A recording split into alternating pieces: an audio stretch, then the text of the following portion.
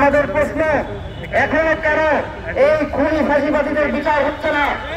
কেন আমরা তাদের সুস্পষ্ট বিচার দেখতে পাচ্ছি না? কোন শক্তিতে এবং সাহসতা আবার আমাদের উপর হামলা করার সাহস করতে পারছে?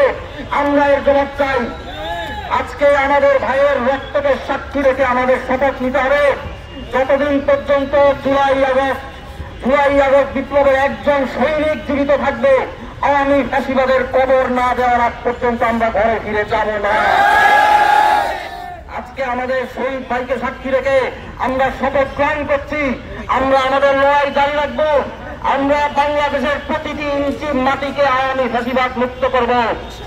শুধুমাত্র আওয়ামী ফাঁসিবাদকে নিষিদ্ধ করতে হবে তাই নয়, বরং যারা আওয়ামী ফাঁসিবাদের পক্ষ নিয়ে এখন বিভিন্ন জায়গায় জনমত তৈরি করার চেষ্টা করছেন, জনমতকে বিভ্রান্ত করার চেষ্টা করছেন, নতুন করে চোরাগত্যা হামলা করার চেষ্টা করছেন, মানুষের বাড়িঘর জ্বালিয়ে দেওয়ার চেষ্টা করছেন, আমাদের ভাইদের উপর হামলা করছেন, প্রত্যেকটা অন্তর্বর্তীকালীন সরকারকে অবিলম্বে চিহ্নিত করে গ্রেপ্তার করতে হবে, বিচারের মুখোমুখি করতে হবে।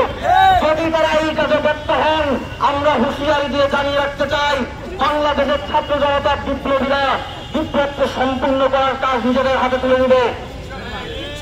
সক্রিয় ভাই বোনেরা, আজকে আমাদের শহীদ ভাইয়ের জানাজা আমরা করব এবং আমাদের যে নতুন শপথ আজকে আমরা নিচ্ছি লড়াইয়ের, সেই শপথ অনুসারে সামনের দিনে আমরা ইনশাআল্লাহ মাঠে থাকবো।